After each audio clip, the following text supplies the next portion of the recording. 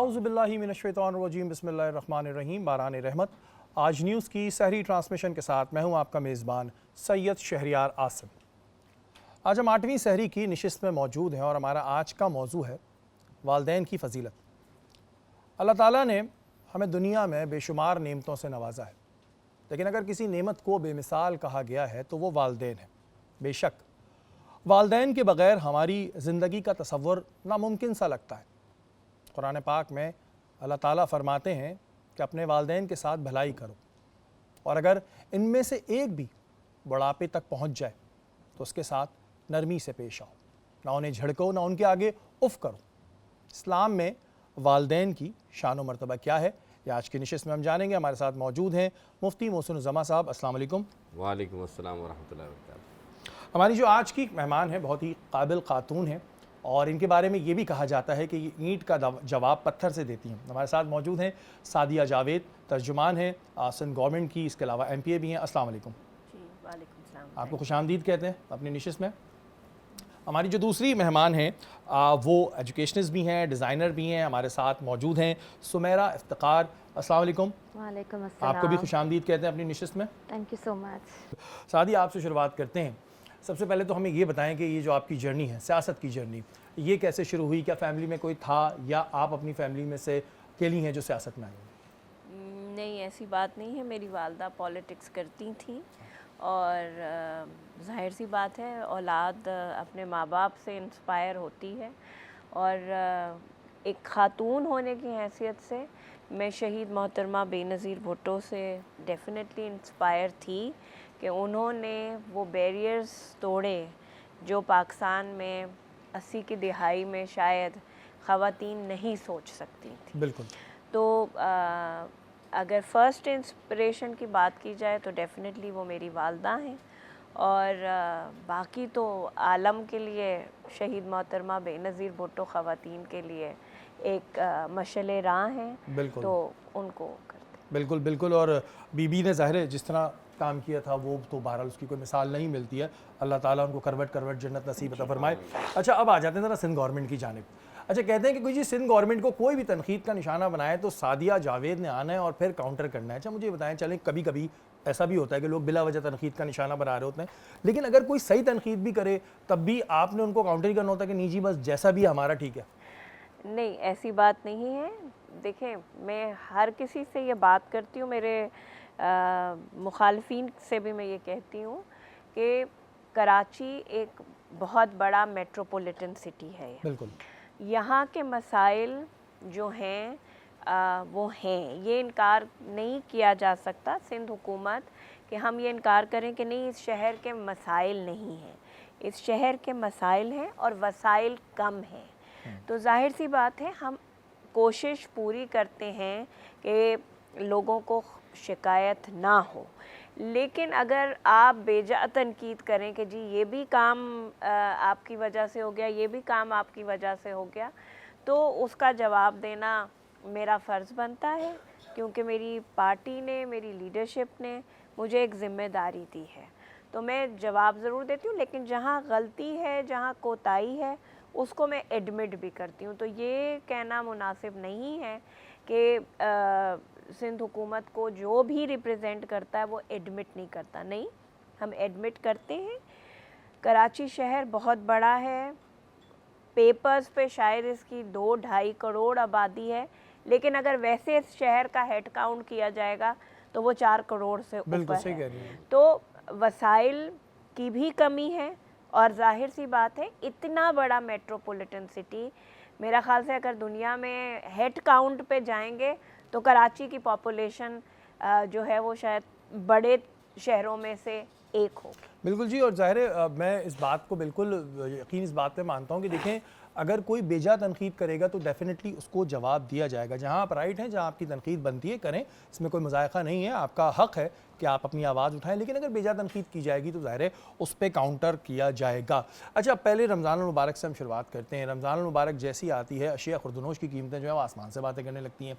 तो ये डीसी साहिबान को क्या अहकामात दिए जाते हैं, क्योंकि हर साल आज से काफ़ी साल पहले में प्रोग्राम भी किया जाता था कि हुकूमत सिंध की जानिब से प्राइस लिस्ट निकाली जाती है, लेकिन उस प्राइस लिस्ट पे अमल होता हुआ हमें नहीं दिखाई देता। तो क्या इस पे क्या चेक एंड बैलेंस होता है? डीसी साहिबान की जानिब से रेट भी होती हैं, एसी साहिबान की जानिब से, लेकिन मैडम ये मसला हल नहीं हो रहा। अनफॉर्चुनेटली पाकिस्तान का ये मसला है, ये सिर्फ सूबे सिंध का मसला Definitely, नहीं है, all over.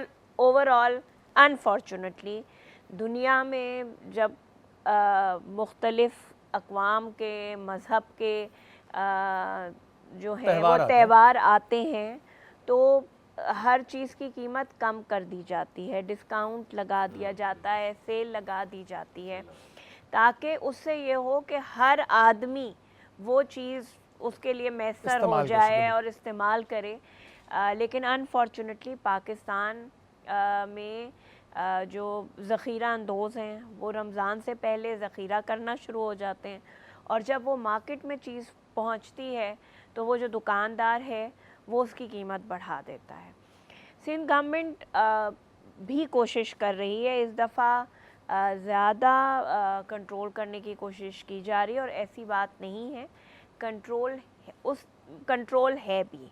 मैं ये नहीं कह सकती कि 100% तो देखें, मैं नहीं कह सकती कि मैं ये कहूँगी कि जी 100% हमने जो प्राइस दी हुई है पूरे शहर में उसका निफाज हो गया है, लेकिन कोशिश की जा रही है। बड़े जो बाज़ार हैं, मार्केटें हैं, वहाँ सब्ज़ी और फल की कीमतों पे कंट्रोल है। उस तरह अब की दफ़ा सब्ज़ी और फलों में महंगाई नहीं है। अच्छा, क्योंकि मेरा इस दफ़ा जाना नहीं हुआ, मैं नॉर्मली शॉपिंग नहीं करता तो मैं अभी इस पर कोई कमेंट नहीं कर सकता, लेकिन आपका ये कहना है कि चेक एंड बैलेंस ऊपर सीएम साहब की तरफ से और इनकी तरफ से रहता है? जी बिल्कुल, टोटली चेक एंड बैलेंस है। कमिश्नर साहब मेरा ख़्याल से रोज़ाना डीसीज़ और एसीज़ से रिपोर्ट ले रहे हैं, विज़िट होते हैं, और जहाँ ज़रूरत पड़ रही है वहाँ रेड भी हो रहे हैं, उन दुकानों को सील भी किया जा रहा है। ठीक है, ये चीज़ डेफिनेटली हम इस वजह से, क्योंकि जब हम आज से 2007 में 5 में प्रोग्राम किया करते थे तो हम जाते थे असिस्टेंट कमिश्नर साहिबान के साथ, उनके खिलाफ कार्रवाई भी होती थी, लेकिन एक चीज़ ये इंसान के अपने अंदर भी होती है। ठीक है, गवर्नमेंत एक लिस्ट निकालती है, गवर्नमेंट अपने तौर पे कोशिश करती है, लेकिन हमारे यहाँ लोगों को भी सोचना चाहिए। हर चीज़ हम उठा के गवर्नमेंट पर डाल देते हैं। अब गवर्नमेंट तो नहीं कहती ना ज़ख़ीरा अंदोज़ी करो, गवर्नमेंट तो नहीं कहती ना कि जैसे ही रमज़ान आए फलों की कीमतें बढ़ा दो। इसमें गवर्नमेंट का ऐसा लेना देना नहीं होता। हाँ, एडमिनिस्ट्रेशन गवर्नमेंट की होती है, गवर्नमेंट उस पर एक्शन लेती है, लेकिन ये थोड़ा सा हमें भी सोचना चाहिए कि हम इस बाबरकत महीने में आखिर कर रहे हैं तो क्या कर रहे हैं। सुमैरा, आपकी जानिब आते हैं। माशाल्लाह आप एक एजुकेशनिस्ट भी हैं और फैशन डिज़ाइनर भी हैं। पहले हम थोड़ी एजुकेशन पे बात कर लेते हैं। कितना अरसा हो गया है एजुकेशन फील्ड से आपको? 10 साल हो चुके हैं। 10 साल हो गए। अच्छा, आप जो हैं वो छोटी क्लासेस के बच्चों को, मैंने सुना है, मैथ्स और क्या पढ़ाती थी आपने बताया? इंग्लिश है, मैथ्स है। अच्छा, कहते हैं जो छोटी क्लास के बच्चे होते हैं इन्हें पढ़ाना एक बहुत मुश्किल टास्क होता है। चले बड़े बच्चों के तो डांट डपट हो जाती है, लेकिन जिन स्कूल्स में आप पढ़ाती हैं उनमें तो डांट डपट का कॉन्सेप्ट है नहीं। तो ये छोटे बच्चे मैनेज कैसे होते हैं? बहुत पेशेंस चाहिए होता है इसके लिए। फिर उसके बाद डिफरेंट की एक्टिविटीज़ प्रोवाइड करते हैं, उनका इंटरेस्ट लेवल रखते हैं, जिसकी वजह से वो बड़ा ही एक सेटल डाउन और एक लर्निंग एनवायरनमेंट बन जाता है। अच्छा, अब आजकल हम एक चीज़ और ये देखते हैं, पहले के दौर में नहीं था लेकिन अब ये बहुत ज़्यादा है कि पेरेंट्स की जानिब से एक सख्ती कह लें आप, ये होती है कि जो टीचर बच्चे को कुछ नहीं बोलेगा। हमारे दौर में ऐसा नहीं होता था। हमारे दौर में तो कुछ और ही स्टेटमेंट होते थे कि वो हड्डियाँ आपकी, घाल हमारी, पता नहीं क्या, वो बोल के आ जाते थे, उसके बाद फिर हम पिटते रहते थे। लेकिन ये कितना आप समझती हैं एक तरीके से क्या सही है कि बच्चे को एक जहन में ये आ जाए कि टीचर है तो ठीक है, इसके इतने राइट्स नहीं, हमें डांटे, जबकि उस्ताद का एक एहतराम है, वालिदैन की जगह होता है? इसके लिए सबसे पहले एज एन एजुकेशनिस्ट इसमें ये होता है कि अगर बच्चे को child should come to school happily, वो बहुत खुश होकर आना चाहिए स्कूल। अब हम डांटेंगे या गुस्सा करेंगे या थोड़ा सा लाउड हो जाएंगे, एक अच्छा एनवायरनमेंट नहीं प्रोवाइड करेंगे, तो बच्चा खुशी से स्कूल नहीं आएगा। एक हंसते हुए बच्चे को, सेटल बच्चे को कोई भी कॉन्सेप्ट देना, कोई भी पढ़ाना उसको, वो बहुत इजी हो जाता है और उसके लिए ग्रास्प करना भी बहुत अच्छा हो जाता है, इजी हो जाता है। लेकिन हम डांटेंगे या थोड़ी सी लाउड आवाज़ कर लेंगे या एक्टिविटीज़ के थ्रू उसको नहीं पढ़ाएंगे, तो उसके लिए तो बिल्कुल मुश्किल हो जाएगा पढ़ना, क्योंकि है तो वो छोटा सा, लाइक 4 साल 4.5 साल का बच्चा। लेकिन इसमें फिर पेशेंस की बहुत ज़रूरत होती है, पेशेंस की तो बहुत ज़्यादा बर्दाश्त करना पड़ता है, बहुत ज़्यादा। अच्छा, मुझे एक चीज़ और बताएं कि आप कुछ जगहों पे हम देखते हैं कि जो टीचर्स होती हैं वो शौकिया एक टीचिंग हमारे यहाँ एक प्रोफेशन समझा जाता था पहले, अब तो माशाल्लाह बहुत चेंजेस आ गई हैं कि जी अभी शादी में थोड़ा टाइम है तो तब तक टीचिंग कर लें, या अभी हमारे इंटर के पेपर ख़त्म हुए तो हम टीचिंग कर लें। आपने क्योंकि माशाल्लाह आप सर्टिफाइड है, ये कितना काम आता है एक सर्टिफाइड टीचर और एक जो है कि बस ठीक है हम शौक़ में पढ़ा रहे हैं? इमेचर टीचर और सर्टिफाइड में बहुत फ़र्क होता है। आपको पता होता है कि अगर आपके पास एक स्टूडेंट है, छोटा बच्चा है, उसको आपने किस तरीके से पढ़ाना है, डिफरेंट वेज़ होते हैं। आपको अपने एजुकेशन में जो हम लोग कोर्स करते हैं उसके अंदर बताया जाता है, जस्ट सपोज़ 3PL या कोई बच्चा रिटेंशन नहीं ले रहा है तो उसको किस तरीके से आपने क्या गाइडेंस करके कौन सा प्लान उसके लिए यूज़ करना है। या बड़ी छोटी सी एक बात है, जैसे अगर हम बच्चे को सपोज़ लेटर सिखा रहे हैं, लेटर M बता रहे हैं, वो नहीं रिटेन कर पा रहा, तो हम लोग फिर उसको we write in the air, तो वो जब हम लोग इसको हवा से में इस तरह से लिखवाते हैं तो कुछ की जो मसल मेमोरी होती है वो शोल्डर में होती है, तो वो वहाँ से सीख जाते हैं। वरना तो हम लोग पेपर्स में बताते रहते हैं बेटा M है और इस तरीके की चीज़ें, तो वो समटाइम्स टेक्टाइल फीलिंग से सीखते हैं। एक उसके लिए सैंड पेपर्स वगैरह होते हैं, उससे सीख जाते हैं। कभी नहीं हो पाता तो हम लोग को इनको डिफरेंट इन्वायरमेंट प्रोवाइड करते हैं थ्रू गेम्स, और इस तरह से हम बोलते हैं write them in the air, और इस तरह से तो वहाँ उनकी जो मसल मेमोरी होती है फिर वो उससे समझ जाते हैं। बिल्कुल जी, ये अब चीज़ें क्योंकि काफ़ी चेंज भी हो गई हैं, इसमें कुछ स्कूलों की भी हम बात करेंगे। ज़ाहिर है कुछ स्कूल्स में इस तरह नहीं सोचा जाता, वहाँ पे जो बच्चे होते हैं उनकी साइकी को आया समझा जाता है, नहीं समझा जाता, बहुत सारे सवाल हैं। इस वक्त हम मौजूद हैं ज़ैनब के साथ। अस्सलाम वालेकुम ज़ैनब। अस्सलाम वालेकुम, कैसे हैं आप? अच्छा ज़ैनब की मैं एक क्वालिटी बताऊँ, मैं बिल्कुल ठीक हूँ। ज़ैनब की एक क्वालिटी बताऊँ, जब इनके बराबर में कोई भी ख़वातीन आए खड़ी होती हैं, भूल जाती हैं ट्रांसमिशन चल रही है, अपनी बातों में लग जाती हैं। वैसे क्या बातें कर रही होती हैं आप? मैं इनको सिखा रही थी ना थोड़ी सी कुकिंग, अच्छा थोड़ी सी टिप्स दे रही थी आप। and tricks। ठीक है जी, क्या पका रही हैं मैं ज़ैनब आज बना रही हूँ कबाब कढ़ाई। कबाब कढ़ाई, Yes, और ये ठीक है। कढ़ाई का मसाला बन रहा है, और बाय द वे ये कढ़ाई मसाला भी होममेड है, ये भी किसी दिन सिखाऊंगी इंशाल्लाह बनाना। ठीक है, तो कैसे बनेगी ठीक इसकी है, हमें बताएं ये जी सबसे रेसिपी। पहले जी हम ये डालडा कुकिंग ऑयल में बनाएंगे। 80 सालों से पाकिस्तान भर की माओं का डालडा पर बेहद भरोसा रहा है, क्योंकि डालडा कभी भी सेहत और क्वालिटी पर कमी नहीं करता। डालडा का रमज़ान 250 रुपये तक की बचत के साथ, और जहाँ मामता वहाँ डालडा, ठीक है। और हम इसको डालडा कुकिंग ऑयल में बना रहे हैं, और मैं ये कुकिंग ऑयल डाल रही हूँ, और साथ साथ हमारा मसाला ग्रेवी बन रही है। फिर हम इसमें कबाब बना के, मुट्ठी कबाब बना के इसमें ऐड करेंगे, फिर अपने गेस्ट को सर्व। अच्छा, ये कबाब कढ़ाई आपकी इन्वेंशन है या पहले भी थी ये? पहले भी थी, लेकिन हर एक का अपना एक तरीका होता है बनाने का, तो ये ईजीएस्ट वे जो और है ये मैं कितना बना रही time हूँ। 10-15 duration? मिनट में इंशाल्लाह ये बन 10-15 मिनट में बन जाएगा जी, 10-15 मिनट में बन जाएगा। बिल्कुल। अच्छा सुमेरा, आप बताएं, आपको आती है वैसे कुकिंग वुकिंग? जी बिल्कुल आती है। मतलब आप टीचर भी हैं, डिज़ाइनर भी हैं, और आप खाना भी पका लेती नहीं, हैं? अब वो खाने वाले पे डिपेंड करता है कि वो खा सकता है या नहीं, लेकिन मैं बना लूँगी। तो आप नहीं वैसे आप बनाती हैं रेगुलर या बनाती नहीं है? नहीं बनाती। रेगुलर नहीं बनाती ना। देखिए, अब रेगुलर वाले सवाल में करने वाला था, इन्होंने कहा इससे पहले मैं कुछ रेगुलर वाले सवाल करूं तो मैंने कहा पहले ही बोल दूंगा मैं बस कम कम बनाती हूँ। तो वैसे दावतें जब होती हैं घर पे तो या मेड रखी हुई है इस काम के लिए, या फिर बना लेते हैं आप? नहीं, बिल्कुल भी नहीं बना सकती इस तरह से। तो 25 लोगों का, 30 लोगों का, ऐसा दो कुछ लोगों नहीं? का भी नहीं। 2 लोगों का भी नहीं, यानी कि नहीं जो बनाती एक आप? एक रूटीन में नहीं बनाती हूँ, लेकिन अगर चाहूँ बनाना या कभी कुछ हो दिल वगैरह हो तो फिर बिल्कुल बना सकती हूँ मैं, लेकिन छोटी क्वांटिटी में। छोटी क्वांटिटी में। तो इनके यहाँ मेहमान आने से पहले पूछ लें कि जी घर में मेड है या नहीं है, क्योंकि छोटी क्वांटिटी में बनेगा। जैसे बड़े बड़े मेहमान आए थे ना, बड़े बड़े लोग ज़्यादा आ जाते हैं तो नहीं बन सकता। आप बना लेती हैं जी? कितने लोगों का बना सकती हैं आप? 40, 45, 50 तक का मैं घर में आराम से बना सकती हूँ। तो हैं इतने बड़े बड़े देगचे जो होते हैं? हाँ बिल्कुल है, 5 किलो 10 किलो मज़े से। ये देखें ना, ये हमारी जो एक्सपर्ट शेफ़ है, इन्हें ये सारी चीज़ें पता है। और मोहसिन साहब हमारे साथ मौजूद हैं। मोहसिन भाई, वालिदैन की अगर हम फजीलत की बात करते हैं तो हम अपने काफ़ी प्रोग्राम्स में डिस्कस कर चुके हैं। वहीं एक चीज़ ये भी हमारे यहाँ देखने में आती है कि अगर वालिदैन में से किसी एक का इंतकाल होता है तो उसके बाद उनको बड़ा याद किया जाता है, बड़ा कहते हैं कि जी अब हमें बड़े वालिद की या वालदा की कमी महसूस हो रही है, लेकिन जो दूसरे अभी ज़िंदा हैं उनकी कदर नहीं हो रही होती, उनके साथ वो शफ़क़त नहीं हो रही होती। ऐसी सूरत हाल में फिर क्या फ़ायदा? औज़ुबिल्लाहि मिनश्शैतानिर्रजीम, बिस्मिल्लाहिर्रहमानिर्रहीम। क़ाल अल्लाहु तआला फ़िल क़ुरानिल मजीद व बिल वालिदैनि एहसानन आमनतु बिल्लाहि सदक़ल्लाहुल अज़ीम। तमाम तारीफ़ें अल्लाह रब्बुल इज़्ज़त के लिए जो खालिक़ कायनात, और लाखों दुरूद सलाम मेरे आका हज़रत मोहम्मद सल्लल्लाहु अलैहि वसल्लम के लिए जो कि अल्लाह के महबूब हैं। सबसे पहली बात जो आपने बात की कि अगर वालिदैन में से किसी एक का दुनिया से चले जाना, ये याद रखिए, आप भी जानते हैं और मैं भी जानता हूँ कि रसूलुल्लाह ने फरमाया यही है कि दोनों की खिदमत करो, और दोनों में से एक भी मिल जाए तो जन्नत हासिल करो उनकी खिदमत करके। लेकिन अगर वालिदैन ना हो तो फिर हम किन के साथ सिला रहमी करें कि वैसा ही सवाब हमें मिल जाए? बिल्कुल। तो रसूलुल्लाह सल्लल्लाहु अलैहि वसल्लम की हदीस है, मेरे आका ने फरमाया कि अगर तुम्हारे वालिद का इंतकाल हो जाए तो तुम अपने ताया और चचा के साथ वैसे ही सिला रहमी करो और वैसे ही ताल्लुक़ रखो और वैसे ही फरमाबरदारी करो जैसे अपने बाप की करते थे। तो जो तुम उनकी अतात फरमाबरदारी करोगे तो तुम्हें अल्लाह ताला वो सवाब देगा जो बाप की फरमाबरदारी का सवाब होता है।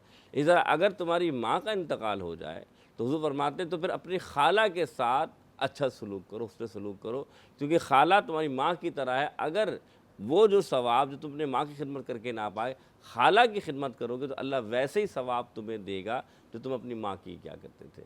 तो अब ये बात हो गई कि हमारे यहाँ जो रिश्ते हैं ना, उसकी वाक़तन अहमियत ख़त्म होती जा रही है कि अगर माँ नहीं रही तो खाला से नहीं मिला जाता, बाप नहीं रहे तो चाचा ताया से भी ताल्लुक़ वैसा नहीं रखा जाता। तो ये बहुत ज़रूरी है कि इनके साथ मोहब्बत और शफ़क़त रखें, क्योंकि ये वो रिश्ते हैं जो आपके सवाब का ज़रिया बनने हैं, जैसे माँ बाप और अच्छा, ये तो देखें आपने वो बात बताई कि अगर दोनों नहीं है, मैं उस सिचुएशन की बात कर रहा हूँ कि अक्सर हमने देखा है कि वालिद को बड़ा याद कर रहे हैं, बरसी भी कर रहे हैं और भी बड़ा ओकेजन्स पे याद एहतमाम कर रहे हैं, ओकेजन्स पे याद कर रहे हैं, जी हमारे वालिद साहब ये बड़ा याद आ रहे हैं, आंसू भी बह रहे हैं। लेकिन वहीं जो है वो वालदा जो हयात हैं उनके साथ नामुनासिब रवैया भी रखा जा रहा है, उनको और भी तरीक़ों से तंग किया जा रहा है। तो ये तो फिर कहते हैं दोगली पॉलिसी हो गई। ये बहुत अच्छा सवाल किया आपने कि देखें जाने वाले के लिए हम गम मना रहे हैं और जो मौजूद है उसकी कदर नहीं। तो ये तो बात बिल्कुल वाज़ेह है कि अल्लाह ताला ने जिस आपने आयत पढ़ी उसी में अल्लाह ने फरमाया है कि तुम में से इनमें से एक भी मिल जाए तो उनके साथ ऐसे सिला रहमी करना जैसे बचपन उन्होंने तुम्हारे साथ किया। तो बात इस आयत से जो जिसको आपने तिलावत किया था शुरू में कि अल्लाह ने फरमाया सिला रहमी करना जैसे तुम्हारे साथ उन्होंने बचपन में किया। क्यों? याद रखिए कि बचपन में जब बच्चा रोता है तो उसके भूख की तलब माँ ही जानती है कि अभी से भूख लगी है या प्यास लगी है। तो इसी तरीके से औलाद जो कि माँ के इतने करीब और उनसियत के साथ या बाप के इतने करीब हो जाती है, उसे भी मालूम होना चाहिए कि जो मौजूद है उसके साथ वैसे ही सिला रहमी। सिला रहमी से क्या मुराद है? तवज्जो, यानी कि आपको उनके ऊपर तवज्जो देनी पड़ती है। जैसे मिसाल के तौर पे अगर आप किसी के ऊपर तवज्जो नहीं देंगे तो वो फिर आपके साथ वैसे ज्वाइंट नहीं होगा या फिर वो फिर कमज़ोर हो जाएगा। तो माँ बाप भी बुढ़ापे में चाहते हैं कि बच्चे हमें तवज्जो दें, चाहे एक हों या दोनों। और ये सवाल मैंने इस वजह से कर लिया कि देखें हमारे यहाँ ना ये चीज़ बहुत कॉमन हो चुकी है कि हम बिल्कुल जो भी चले जाता है दुनिया से उसको याद करके रोते हैं। ठीक है, अगर आपके वालिदैन इस दुनिया में नहीं है तो उनके इसाले सवाब के लिए बहुत सारे तरीके होते हैं, लेकिन जो है उसकी कदर कर लें। ये जो मैंने कल एक सवाल कर रहा था, मैं बड़ा फिर मेरा दिमाग भी काफ़ी देर वहीं रहा, ये ओल्ड एज होम और ये तमाम चीज़ें, इन चीज़ों से बचें जी। ये फिर ज़ाहिर है फिर आखिरत में वो कहते हैं ना कि जब चले जाते हैं उसके बाद फिर हम रो रहे हैं तो फिर कोई फ़ायदा नहीं रहता। साथ ही आपकी जाने पाऊँगा, हमारे यहाँ एक इशू ये भी हम देखते हैं कराची में ख़ास तौर पे कि कुछ प्रोजेक्ट्स शुरू होते हैं और उसके बाद काफ़ी साल तक वो प्रोजेक्ट जो है वो मुकम्मल नहीं होते।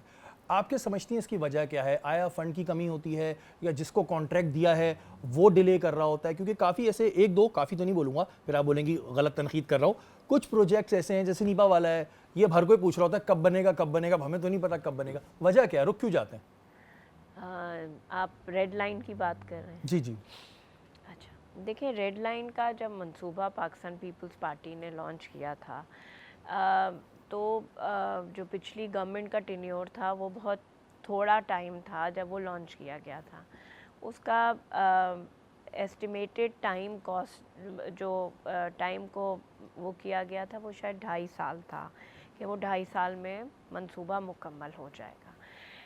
लेकिन जो बीच में केयर टेकर गवर्नमेंट आई उसने 9 महीने, वो 9 महीने था केयर टेकर का टाइम, उस टाइम पे वो प्रोजेक्ट स्टैंड स्टिल कर दिया गया और उस पे काम नहीं हुआ। अगर वो 9 महीने काम कंटिन्यू चलता तो शायद आज काफ़ी ज़्यादा वो प्रोजेक्ट जो है वो मुकम्मल हो सकता है।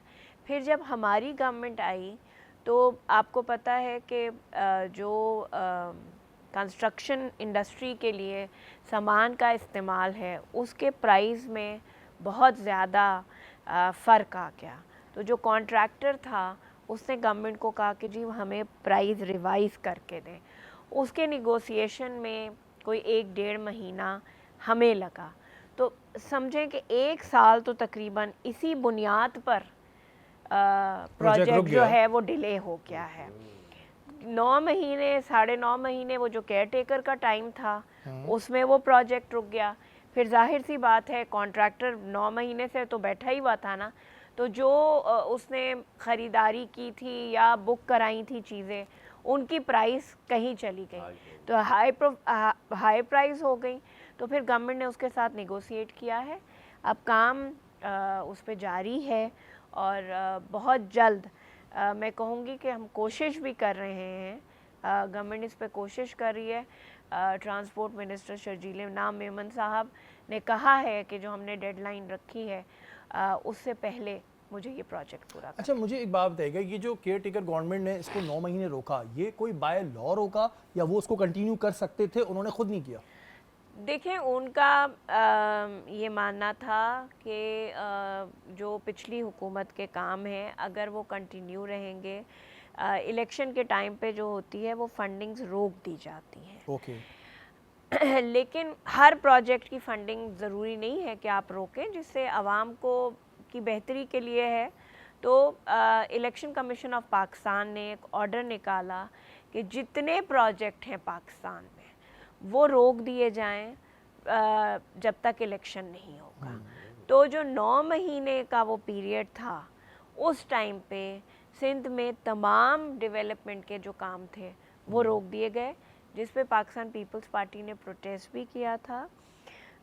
मौजूदा सीएम मुराद अली शाह साहब जो हैं वो केयर टेकर सीएम साहब से भी जाके मिले थे, इलेक्शन कमीशन से भी बात की थी कि बहुत सारे प्रोजेक्ट ऐसे हैं कि अगर वो आपने रोक दिए, जो रोक दिए गए थे, अगर उनको आप कंटिन्यू चलने दें क्योंकि लोगों को तकलीफ़ होगी। बिल्कुल। इस वक्त डिस्ट्रिक्ट ईस्ट में जो यूनिवर्सिटी रोड से नीपा और फिर हसन स्क्वायर, वो वाला इलाका जो वहाँ रह रहे हैं उनके लिए भी परेशानी है, मुझे और आपको अगर वहाँ से गुजरना है तो उसके लिए भी परेशानी है। लेकिन कोशिश हम कर रहे हैं कि जो डेडलाइन दी गई है उसको मीट कर सकें। चलें जी, हम ये उम्मीद रखते हैं कि बहुत जल्द प्रोजेक्ट बनेगा। अब एक चीज़ हमारे सामने आज क्लियर हुई कि 1 साल वो मंसूबा किन वजूहात की बिना पे रुका हुआ था, क्योंकि इलेक्शन कमीशन ने ज़ाहिर है वो रोक दिया था, तो 9 मंथ्स तो वैसे ही रुक गया। और बट डेफिनेटली जब कोई भी 1-1.5 साल का गया, कुछ महीनों का गैप आता है तो प्राइस ऊपर नीचे होती है, तो वहाँ पर कॉन्ट्रैक्टर ने भी किया। लेकिन अब काम जैसे कि इन्होंने बताया है सादिया ने कि शुरू भी हो गया है, और अब हम बहुत जल्द उम्मीद करते हैं कि ये प्रोजेक्ट बन जाए, क्योंकि डेफिनेटली उधर से गुजरने वालों को भी और सबको प्रॉब्लम होती है। लेकिन ये चीज़ आज कन्फर्म हो गई कि वो 1 साल के लिए रुका था, और किन बेसिस पे रुका था वो भी हमने सादिया से पूछ लिया। ज़ैनब, बन चुके हैं आपके कढ़ाई कबाब, दिखाएं ज़रा। हाँ हाँ हाँ हाँ हाँ, कैसे लग रहे हैं? ज़बरदस्त शक्ल ज़बरदस्त। से ही लग रहे हैं ना इंटरेस्टिंग, और खाने में तो और भी ज़्यादा मज़ेदार है। बिल्कुल जी, ऐसा लग रहा है वो सीखों को निकाल के ना आपने कढ़ाई में डाल दिया बहुत डायरेक्ट। मज़ेदार। अच्छा, ये एक वैसे मुझे बात बताएं, आपके खानदान में कोई शादी चल रही है? नहीं, तो आप ये मेहंदी लगा के आज माइयों का मुझे जोड़ा पता पहन था के आज आई हुई ये, हैं आज। मुझे अंदाजा था यही बोलेंगे आप, लेकिन ऐसा मुझे अच्छा लगा नहीं, कि कोई माइयों का festive है जोड़ा ना, लग रहा है। बिल्कुल येलो, लेकिन हमने येलो फिक्स कर दिया कि बस माइयों में ही पहनना है। ठीक है तो वैसे भी अच्छा मुझे लग रहा ऐसा आपको? लगा कि कहीं शादी से आ रही है। नहीं नहीं, अच्छा जी, ड्रिंक क्या बना रही है आज? मैं बना रही हूँ मरहबा गुलबहार से बहुत इंटरेस्टिंग सा मज़ेदार सा बादाम का शरबत। हाँ और हाँ मैं हाँ, ये जहाँ pour कर प्यार रही हूँ वहाँ उसमें। मरहबा गुलबहार, फलों फूलों और खालिस जड़ी बूटियों के अर्कियात से तैयार करदा। तो ये बादाम का शरबत कैसे बनता है, जरा सा बताएं बादाम का हमें। शरबत मैंने पहले बादाम की प्यूरी बनाई, बादाम को सोक किया, ठीक है, ओवरनाइट ये सोक हुए, उसके बाद मैंने इसकी प्यूरी बनाई, उसको फिर स्टेनर से स्टेन किया और मिल्क के साथ ब्लेंड करके। अच्छा, मतलब इसमें टाइम लगता है? जी जी जी, अगर अच्छे मज़ेदार सा बादाम का शरबत आपको पीना है तो थोड़ा वेट करना पड़ता है, उसको थोड़े पेशेंस चाहिए होते हैं उसके लिए। थोड़े पेशेंस चाहिए होते हैं, जैसे बच्चों को पढ़ाने के लिए पेशेंस हाँ चाहिए जी, होते हैं, हमने बिल्कुल। उस वक्त सुबैरा से पूछा था, इसी तरह इसके लिए भी पेशेंस चाहिए होते हैं। और बड़े ज़बरदस्त से ये हमें 7 दिन से जो हैं ये खाने खिला रही हैं और बड़ा मज़ा आता है। और आज भी हम देखेंगे कि कैसी इन्होंने जो है वो कढ़ाई कबाब बनाए हैं। सुमैरा हमारे साथ मौजूद है। सुमैरा, वैसे आप क्योंकि टीचर भी हैं और डिज़ाइनर भी हैं, तो आजकल तो आप दोनों हाथों से कमा रही हैं माशाल्लाह, और ये आप लोगों का सीज़न होता है। अच्छा, डिज़ाइनिंग कितने अरसे से कर रही हैं और क्या ब्राइडल करती हैं? किन किन वैरायटी के ड्रेसेस आप डिज़ाइन करती हैं? फॉर्मल्स भी होते हैं, सेमी फॉर्मल्स हैं, और फोकस मेरा है ऑफिस वेयर पे, ओके, जो ऑफिस वर्किंग वुमेन है उनके लिए। ठीक है। कितना अरसा अभी आपको हुआ है डिज़ाइनिंग करते हुए, और क्या आपने इसकी कोई डिग्री ली थी? क्योंकि हमारे यहाँ बहुत से लोग जो हैं वो खुद साख्ता डिज़ाइनर होते हैं। जी जी बिल्कुल, इसकी डिग्री ली थी, और जब ये डिसाइड किया था मैंने कि मैं ये फील्ड पे आऊँगी, तो मेरी फैमिली के लिए था, एक रिबेलियस एक्ट किया मैंने। वो बिल्कुल, क्योंकि आज से 23 साल पहले ये चीज़ इतनी ज़्यादा कॉमन नहीं थी और इतना नहीं था, और सबसे ज़्यादा ये था कि आईटी की तरफ जाएं। ये कोई प्रोफेशन तो नहीं होता, फैशन डिज़ाइनिंग, कपड़े बना लेना, तो ये चीज़ें बड़ी मैंने फ़ेस करी अपनी फैमिली की तरफ से। लेकिन फिर चली गई उधर, और फिर इंशाल्लाह अल्लाह ताला ने बहुत साथ दिया इसके अंदर, मेरे फ्रेंड्स की बहुत हेल्प है इसमें। तो अच्छा हाँ, वैसे आज से अगर हम कई साल पहले चले जाएं तो इतना ज़्यादा इसमें पैसे भी नहीं थे, अब तो मैंने सुना है डिज़ाइनर्स बहुत ज़्यादा कमा रहे हैं। जी बिल्कुल, इसमें बिल्कुल भी ऐसा ही है जो आप बता रहे हैं। और दूसरा ये कि पहले दिमाग में ये था कि डिज़ाइनर हैं या हमारे जो दर्जी हैं। जी बिल्कुल हाँ। ऐसा ही है, तो उसमें कोई फ़र्क नहीं है। तो पहले बिल्कुल इसी तरीके से लिया जाता था, लेकिन अब हमारे जो लोग हैं, आवाम है, वो बड़ी अवेयर हो चुकी है इन सारी चीज़ों से। अब उनको पता है कि डिज़ाइनर वेयर क्या होता है, या नॉर्मल, या जो आप खुद ही कपड़ा ले लेते हैं मार्केट से और उसको अपने दर्जी से सिलवा लेते हैं, तो उसमें क्या फ़र्क होता है और क्या क्या चीज़ें हैं जो आप उसके अंदर फॉल्ट्स आ जाते हैं या आपके ऊपर सही से बैठ नहीं पाता ड्रेस, तो वो अब लोग समझते हैं। अच्छा, कहते हैं डिज़ाइनर वेयर बहुत महंगे होते हैं, हम तो पहनते नहीं है भाई डिज़ाइनर वेयर, ये रमज़ान में मिल जाते हैं हमें तो हम पहन लेते हैं। तो वैसे डिज़ाइनर वेयर महंगे क्यों होते हैं, इतने महंगे क्यों होते हैं भाई? देखें, ये डिपेंड करता है, ठीक है। जो हमने काम स्टार्ट किया तो आइडिया बेसिकली इसके पीछे यही था कि इट्स फॉर एवरीबॉडी। ओके, ऐसा नहीं है कि सिर्फ हाई एंड्स वाले लोग पहन सकते हैं, और ऐसा भी नहीं है कि कुछ लोग देख के कहें कि हम तो ये ले ही नहीं सकते, हम सिर्फ देख सकते हैं, या इस तरीके की बातें। तो अब हमारे पास रेंज है हर तरीके की, कि उसमें आपको कम रेंज के भी मिल जाएंगे और एक अच्छे स्ट्रॉन्ग हाई एंड्स में भी मिल जाएंगे। अच्छा, कम से कम रेंज क्या है? 10,000 है 10,000 कम है? फिलहाल ईद के लिए, फिलहाल ईद के और लिए। ईद के बाद उससे भी महंगे? नहीं, इसके बाद बहुत कम हो जाएंगे, क्योंकि ईद के लिए थोड़ा सा एक मैनिफेस्टेशन ज़्यादा होती हैं, काम और कढ़ाई हो गई, या उसके ऊपर जो हम लोग हाथ का काम कराते हैं। हाँ, त्योहार में जी। हम महंगे हो जाते हैं। हाँ, सही नहीं बोल रहे हैं। बिल्कुल भी नहीं। त्यौहार में अगर आप कहें तो एक बड़ी कम रेंज का भी ड्रेस बन जाता है, लेकिन ईद के लिए मोस्टली लोग जो हैं वो एक बड़ा अच्छा सा मैनिफेस्टेशन वाला तैयार सा एक अच्छा सा ड्रेस लेते हैं।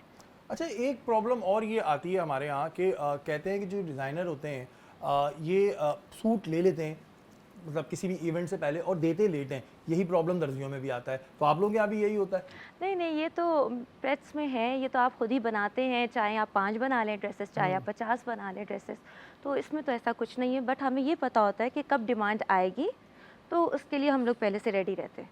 अच्छा, एक ऑनलाइन भी बड़ा सिस्टम चलता है, आप क्या समझती हैं ऑनलाइन ज़्यादा सही रहता है या आपका अपना स्टूडियो हो या आउटलेट हो वो ज़्यादा सही रहता है? आई बिलीव स्टूडियो ज़रा बेहतर रहता है, क्योंकि कपड़े कुछ ऐसी चीज़ है कि आप उसको, उसका टेक्सचर फील करते हैं, उसका काम देखते हैं, कभी काम में नज़ाकत होती है, कभी नहीं होती, या आपके ऊपर सूट कर रहा है या नहीं कर रहा। हम लोग कलर्स देखते हैं, फोटोग्राफी में डिफरेंट आता है, जब हम सामने देखते हैं वो कलर डिफरेंट होता है, या वो कलर हम पे सूट कर रहा है या नहीं कर रहा। सबसे इम्पॉर्टेंट बात ये भी होती है, या जो कट्स हैं, जो डिज़ाइंस बने हुए हैं, वो मेरे हिसाब से, मेरी बॉडी के हिसाब से, मेरी हाइट, ये सब मेरे ऊपर सूट कर रहा है या नहीं कर रहा है।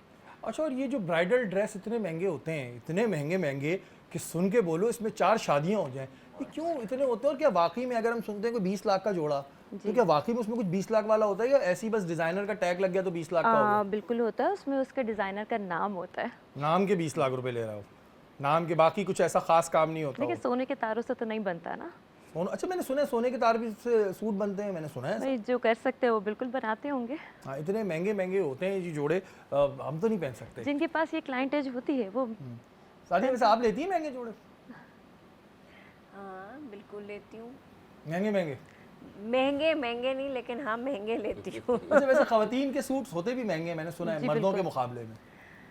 अच्छा, वैसे कहा जाता है, लेकिन अगर दुनिया में देखा जाए ना, तो जो मेंस वेयर है ना वो बहुत महंगा है। जो इटालियन सूटिंग्स और वो हैं वो बहुत महंगी हैं, तो ये आप ख़वातीन को बदनाम ना करें।